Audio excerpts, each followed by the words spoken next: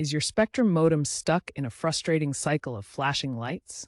This is often referred to as a boot loop, and it means your modem isn't establishing a stable connection with Spectrum's network. The most common cause, especially in 2025, is a failed activation or authentication. Let's get straight to fixing it. First, power cycle your modem. Unplug it from the power outlet for a full 60 seconds. This allows the modem to completely reset. While you wait, check all cable connections. Ensure the coaxial cable is securely screwed into both the modem and the wall outlet. After 60 seconds, plug the modem back in and watch the lights.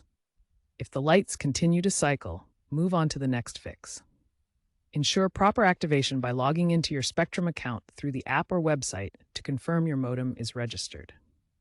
The Spectrum app often has an automated scan that can fix boot loops in real time by diagnosing signal problems or forcing a reactivation.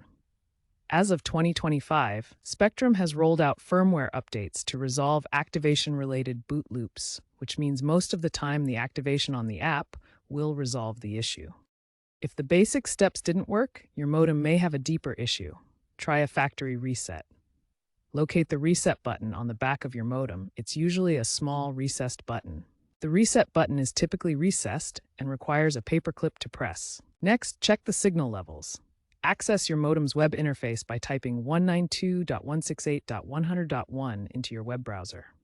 Look for signal levels. Downstream should ideally be between 0 and 15 dBmV. You'll see tables showing downstream and upstream channel details, including power levels and SNR. For future prevention, ensure your modem's firmware is up to date. Spectrum typically pushes updates automatically, but you can check in the modem's web interface or through the Spectrum app.